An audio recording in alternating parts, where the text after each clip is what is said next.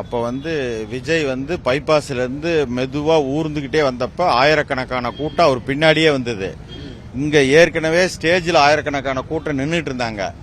அவங்க விஜய் பின்னாடியே ஒரு கூட்டம் வரும்போது இங்க தள்ளுமுள்ளு நடக்குது, இந்த ஜெனரேட்டர்லாம் மேல ஏறாங்கன்னு சொல்லி இங்க இருந்து போலீஸ் லத்தி சார்ஜ் பண்ணி அவங்கள துரத்தி விட்டாங்க.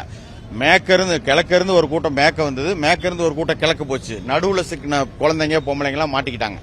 அவங்களால சமாளிக்க முடியல. 30,000 பேர் கூடின இடத்துல ஒரு 30 போலீஸ் தான் இருந்தது. போலீஸ் பாதுகாப்பு பத்தல.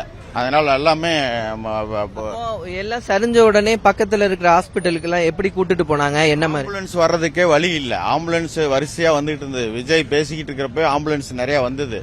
ஆம்புலன்ஸ் வந்தாலுமே கூட்ட நெரிசல்ல ஆம்புலன்ஸ்ல அவங்கள எடுத்து ஸ்ட்ரெச்சர்ல வச்சு கொண்டு போறதுக்கு வழி இல்லாம பயங்கரமான நெரிசல். யாராவது ஒருத்தர் தடுமாறி கீழே விழுந்தா முதிச்சு அவங்கள கொண்டு போடுறாங்க. அந்த மாதிரி தான் நடந்தது. கீழே சாஞ்சவங்க எல்லாம் மாட்டிக்கிட்டாங்க. அதுல மயக்கம் வந்தது, நிறைய பேருக்கு மயக்கம் வந்துருச்சு. மயக்கம் கீழே சாஞ்சாங்கன்னா அவங்கள தூக்கறதுக்குலாம் ஆள் இல்ல. கூட்ட நெரிசல் அதிகமா இருக்கனால போட்டு முதிச்சு அவங்கள இது பண்ணிட்டு போயிடுறாங்க. அதனாலதான் சம்பவம் நடந்தது. ஆமா, இடம் ஏரியா பெருசா இருந்திருந்தா எது நடந்திருக்காது. அதே மாதிரி காலையில இருந்து கூட்டம் சேர்ந்துகிட்டே இருந்தது.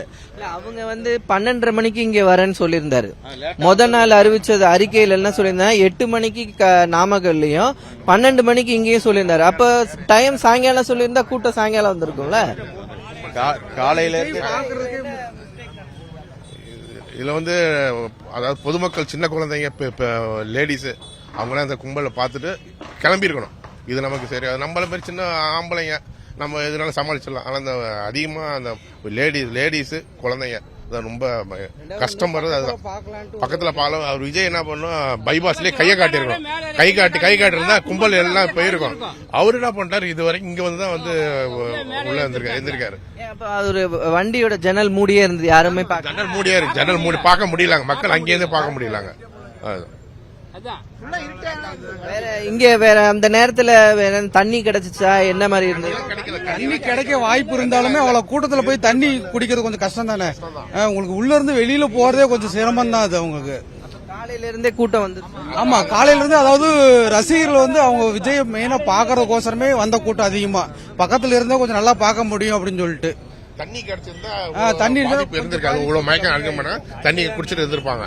எல்லாம் காலையில இருந்து வந்ததுனால எல்லாம் பசி மயக்கம் ஒண்ணுமே. அதுதான் அதிக போல உயிரிழப்பு காரணமே தண்ணி. மேக்சிமம் தண்ணி கிடைச்சிருந்தா உயிரிழப்பு ஏற்பட்டிருக்காதுங்க.